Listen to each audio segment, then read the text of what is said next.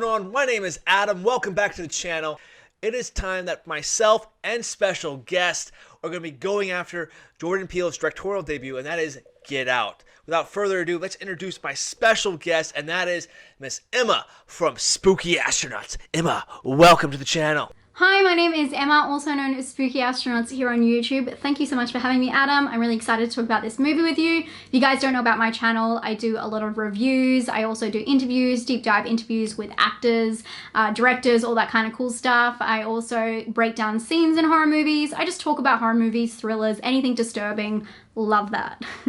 All right, let's dig into this film of Get Out. It came out on February 24th, 2017 to much critical and audience praise.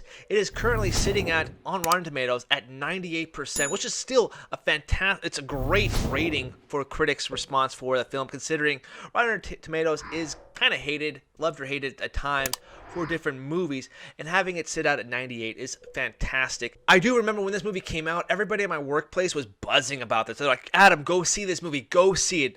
Every single week that passed that I hadn't seen it, I think I saw it on week 3 when it came out. Almost every other day, they're like, go see this movie, go see this movie. So eventually, they beat me down to go see this movie. Not necessarily, but I did go watch it, and I thought it was fantastic. Let's get into the plot synopsis. If you guys don't know the plot of the movie, we're going to talk about it a little bit here. It's about Chris, played by Daniel Kaluuya, and his girlfriend, played by Allison Williams, as they're at a point in their relationship where it's time to meet the girl's parents. And that's always an awkward stage if you have a girlfriend.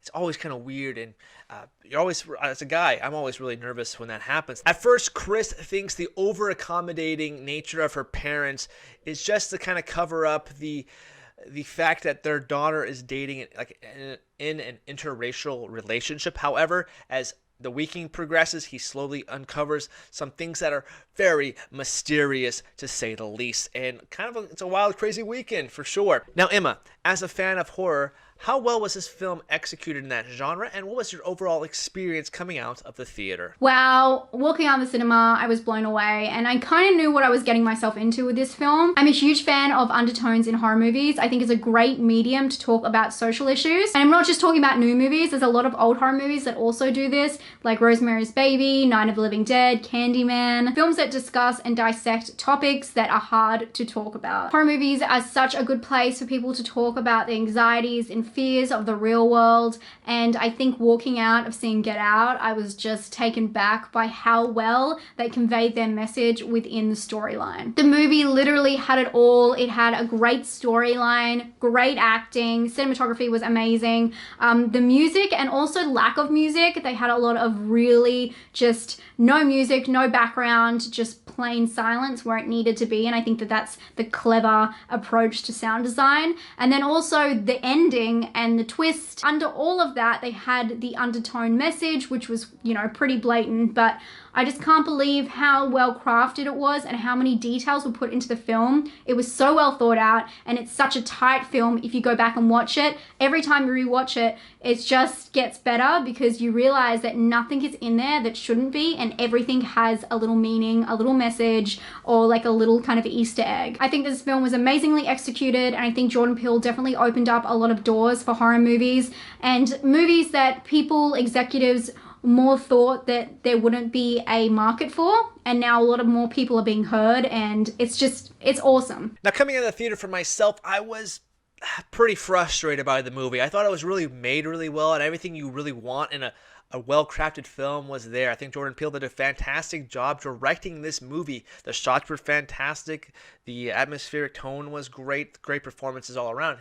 However, the movie really made me frustrated. I hated how the parents were treating Daniel Kaluuya's character as also just people in general. I get really frustrated by that stuff, and I really had a hard time properly explaining my feelings about the movie, and it had such an emotional impact on me. But however, the more I thought about it, I was like, okay, I do like the movie. I think it's good. I think it's some good talking points, and I think it's a very culturally significant film that we definitely needed. And Jordan Peele did a fantastic job with this movie. Now, there is a lot of symbolism in this movie. Emma, can you explain some of the stuff that you caught in this film? Obviously, the symbolism is huge in this film, but there's just a couple of aspects I really want to talk about. One being the deer, which is kind of the overwhelming, carries the story, I would say. It's like the reoccurring theme. At the start, they hit the deer. Chris goes to attend to the deer, while Rose doesn't really care about the deer. The deer is the innocence, the deer in headlights, being caught off guard and not being cautious about your surroundings. Chris attending to the deer is also a lot to do with his history and his history with his mother, and they really hint to his girlfriend Rose and who she really is in that instance, and you kind of just don't pick it up at the time. Later in the film, the dad talks about how he just wants all deers dead. He thinks that they all should be wiped off, which again is another hint of what's to come. And then when Chris is tied to the chair, the deer returns. It's staring at him on the wall. This time it's mounted. As he is tied to the chair, I mean, could it get more symbolic than that?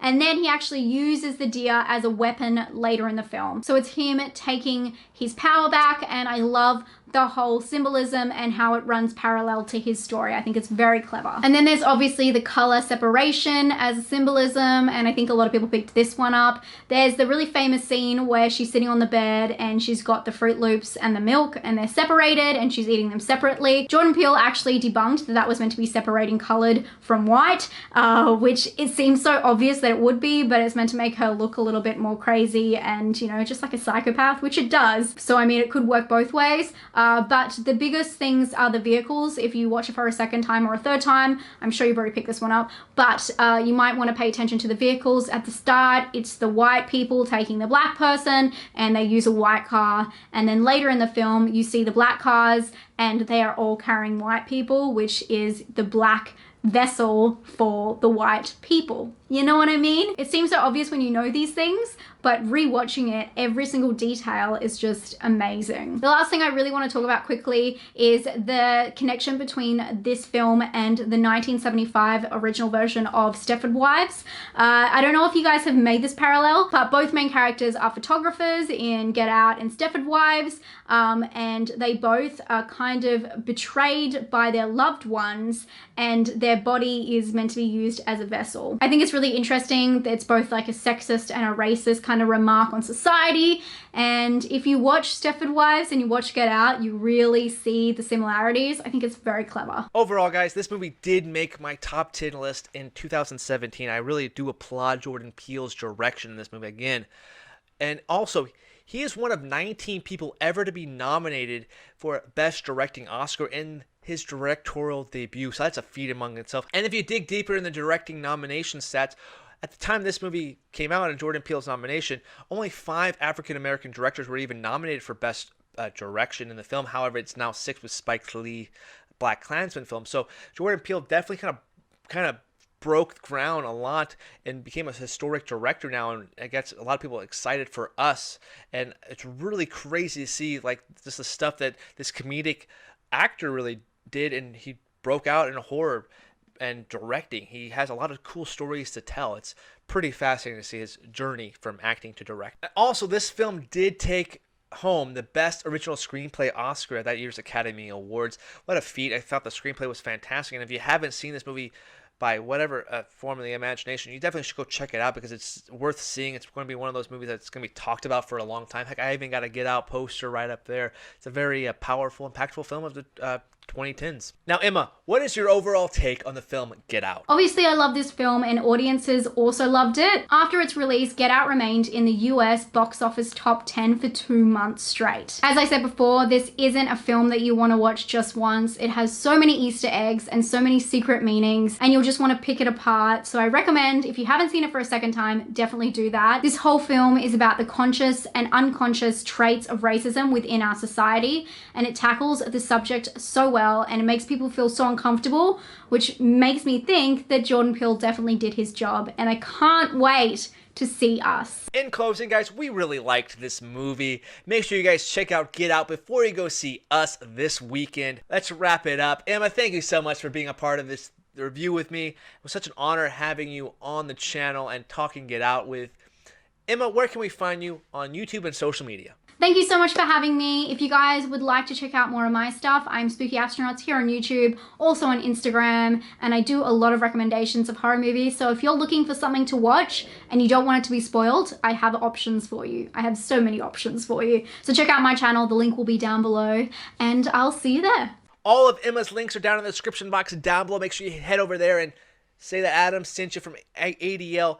She would be appreciative, and I'm appreciative to have her as well. So again, guys, thank you so much for watching. Let me know what you thought about Get Out in the comment section down below, and also hit that subscribe button, like, whatever you do. Just let me know what you guys thought about the movie. Let's have a good conversation about that. Again, guys, my name is Adam. Thank you so much for watching the video. Until next time, we will see you later.